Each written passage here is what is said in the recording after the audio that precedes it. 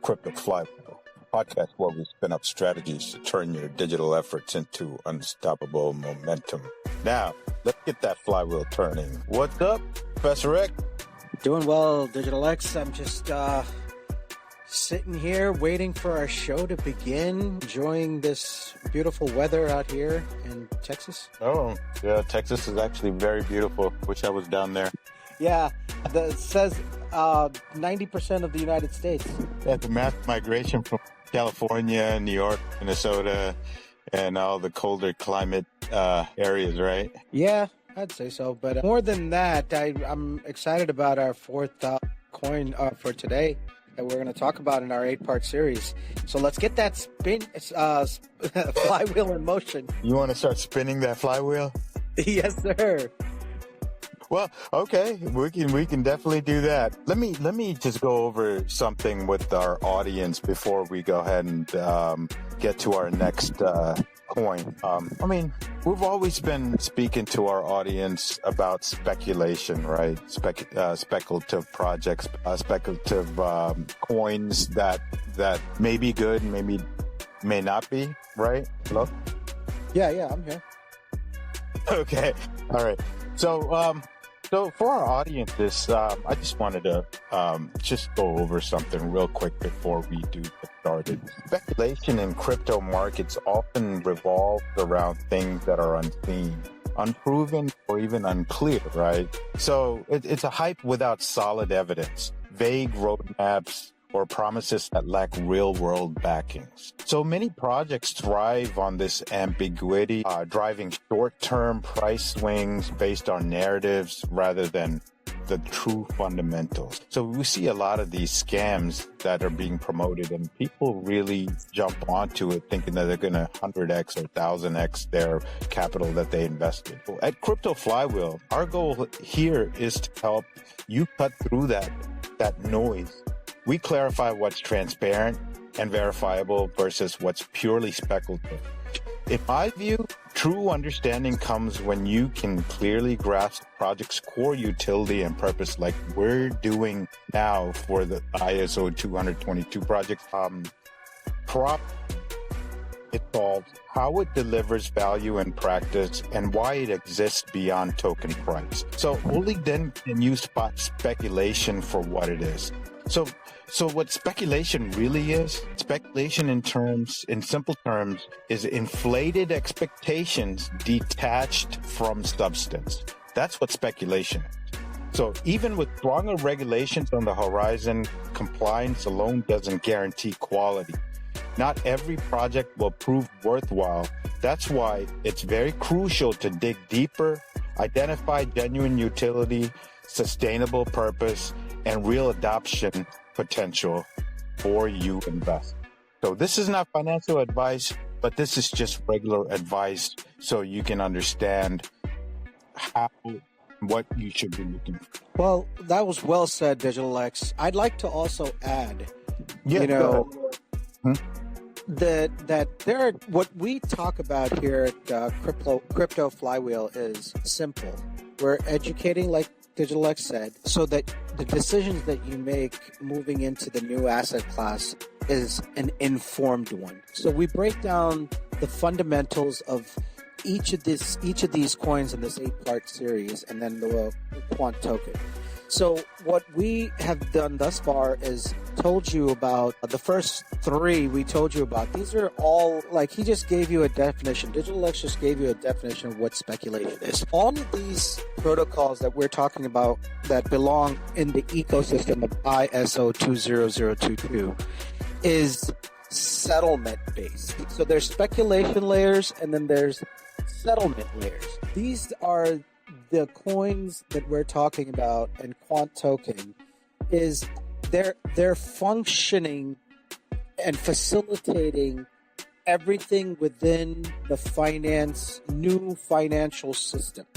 So keep that in mind at all times, because these are not simply chosen. I think these are not just built because they didn't have anything better to do. These are built with purpose, utility. So, I think that is a good segue for what the next one that we have in our segment, which is, which one is it? Digital X, what are we talking about today? Hey, so let's get started then. Having said that, Professor X, let's get started.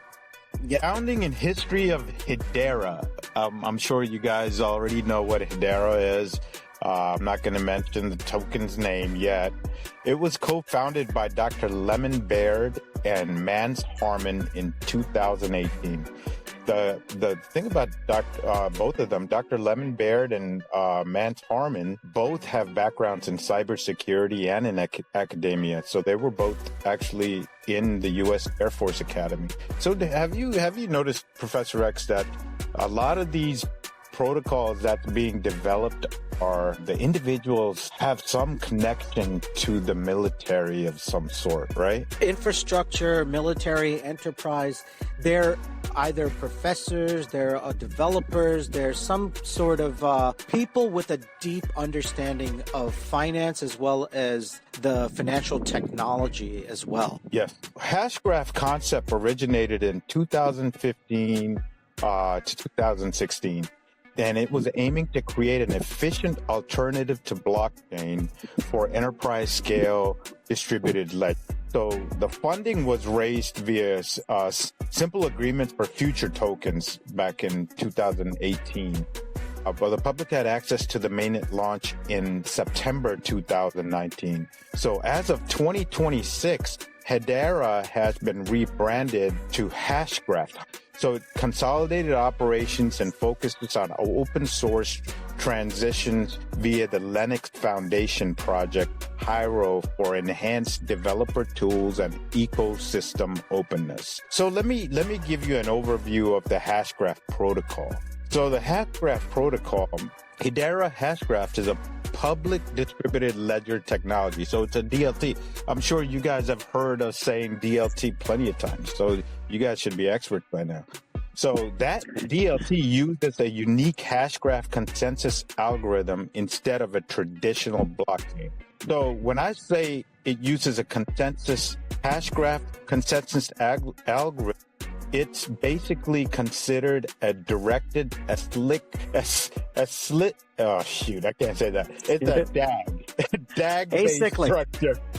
Yeah. I don't know what happened. It's a DAG-based structure, not a chain of blocks like traditional blockchain. So in actuality, it acts like a layer 0 protocol, but most analysis considers it as a layer 1 public network. So we'll just go with it. It has features of layer 0, but it's considered a layer 1, right? So yeah, HBAR is developed for high throughput, low latency operations. It employs asynchronous Byzantine fault tolerance to achieve fast, fair, and secure consensus. I don't want to make it too difficult for our audience to understand, so I'm going to keep it very simple. Transaction-wise, it takes 3 to 5 seconds for a transaction. Transaction fees, it's very inexpensive, just like how it was inexpensive for XRP, XLM. Same thing with HBAR. It's very cost effective. And they can also do over 10,000 transactions per second. So the protocol supports services like tokenization, consensus, smart contracts, and file storage. Do you have anything to add to that, Professor X? Yeah, well, also I'd like to talk a little bit about the enterprise grade governance, right? Oh, yeah. We'll get, yeah. Okay, go ahead. No, other than that, I don't have anything more than what you just said. It was just a great overview. Okay. So let's get into the tokenomics of HBAR.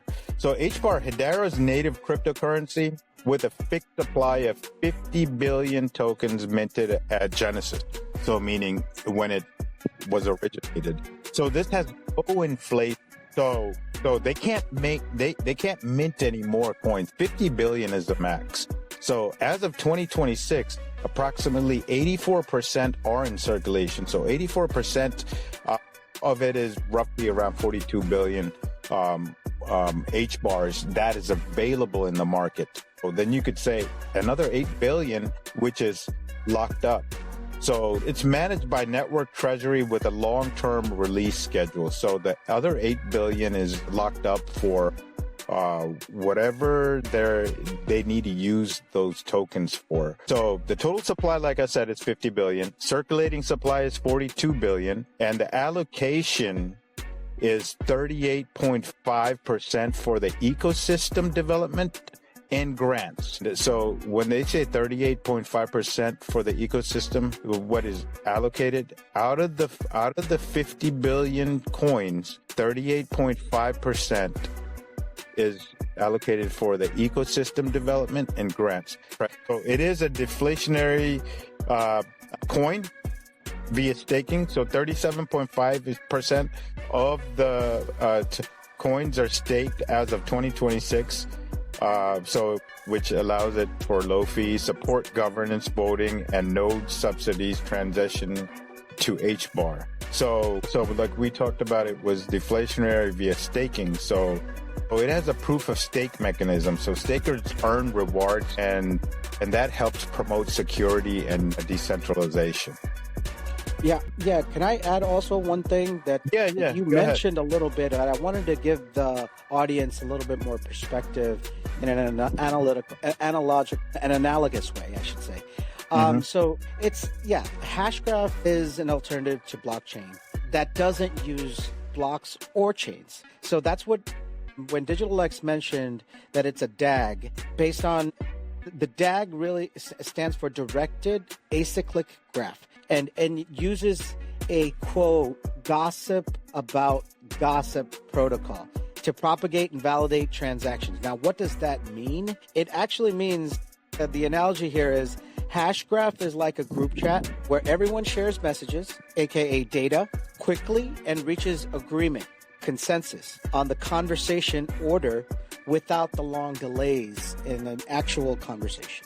So if that is put into perspective, it basically means that it's a conversation that happens, and in an answer, it's a gossip, but about gossip that everybody agrees upon, and then all of a sudden it becomes a decision is made based off of what they're talking about. If that makes a little bit of a sense, I hope it made sense. Yeah, you did. That was a good perspective. So, Professor X, did you know HBAR has a governing council? Yes, I did. Okay. It's great. Okay, so the governing council of a decentralized body of 39 organizations. So their council consists of a total of 39 organizations. As of now, they only have 31. All the council members run nodes and approve updates. So let me name some of these members off to our audience. I'm sure you know and heard of all these names before. Google is a council member for HBAR. IBM, I'm sure you heard of Boeing, LG Electronics, and I'm sure you heard of Chainlink from yesterday's podcast that I had mentioned briefly. And they also had the Global Blockchain Business Council, Repsol. I'm sure you guys, for all you individuals that ride motorcycles or sports bikes, I'm sure you heard of Repsol. Also, did I mention LG Electronics? Tata Communications, that's another one. So the reason why I'm reading off these council members is I just want our audience to know the importance of this particular coin. It's actually a very useful project, and it's one of those projects that you may want to look into, or I might say you should look into it, because it's... right now, it's the price of each coin is probably around 12 to 13 cents. And this is one of those projects that is going to be like a Google type of deal. You know how Google, when it initially started, the prices were low, and look at the prices of Google now. So it's going to be like that, but it's going to be the price appreciation would be in the long-term aspect. But again, this is not financial advice. I'm not telling you to go purchase it or sell it. Just take a look into it. So having said that, the utility behind Hedera, we didn't go over. So Hedera's core purpose is to provide a trusted, scalable infrastructure for enterprise regulated applications. And these applications addressing blockchain limitations like speed, cost, and energy use. So it powers dApps in asset tokenizations. I'm sure You guys know what dApps is by now, right? So utilities include token service, consensus service, smart contract service, and private networks like HBAR. So it targets real-world adoption in finance, supply chains, and CBDCs, emphasizing security, fairness, and environmental sustainability. So HBAR, about quant yesterday. So HBAR is similar in an aspect where HBAR is actually working with the quant network. So Professor X, you have anything else to add to that, what I just mentioned? No, I mean, I just wanted them to know, like, all the members, the council members that you mentioned off, all of them have. Why it matters is that they have a deep expertise in distributed systems and security. Google does, IBM, and they operate in a critical global structure, right? So the relevant to data integrity, timestamping, and scalable messaging, this is what ISO really, why they're included in this ISO 20022 ecosystem. Companies like IBM have long-standing contributors to the banking infrastructure, direct involvement in ISO 20022 migration projects, as well as Standard Bank. Yeah, I don't know. Did you mention Standard Bank? No, I didn't. I mean, there's so many of them to list Yeah, off. well, that's also true. But Standard Bank is Africa's biggest bank by assets, right? So, and then Deutsche Telekom, all of these people, Deutsche Telekom, core network infrastructure provider, right? So all of these are members that are providing oversight as opposed to individual nodes, right? Like people who are providing nodes who nobody knows who they are. Well, ISO needs that confidence of enterprise level participants in the governance council, right? So that's another aspect of why Hedera is a very important project. Also because of the technology itself, right? So in there. So basically, for our audience, I just wanted to highlight a key macro insight on this macroeconomics and why Hedera is extremely important in this ecosystem. Most blockchains optimize for permissionless participation, where Hedera optimizes for permission accountability on a public network. So what does that mean? That means it makes it uniquely compatible for banks, with banks, governments, enterprises, and ISO 20022 messaging environments. So governing councils and the Hedera Governing Council embeds enterprise accountability directly into public ledger, making it structurally aligned with ISO 222 systems that require identity, auditability, and trust at global scale. So yeah, this is one of the key components. It's not an exciting one. It's not considered a blockchain. It's a hash graph, like I said, like Digital X mentioned earlier. So with that, I think this is the fourth one out of our 8-part series. So question and give us any questions that you may have on this and we can answer it. But for the overview, this is all we have. And then if there are any comments that you'd like to add, please do so in the comment section, and then we can address it in subsequent. So, Digital X, do you have anything further to add? No, go ahead. Flywheel out of here, Professor X. Okay, thank you. So, if you don't have anything further, Digital X, the Crypto Flywheel will be signing off right now. Thank you. Thank you.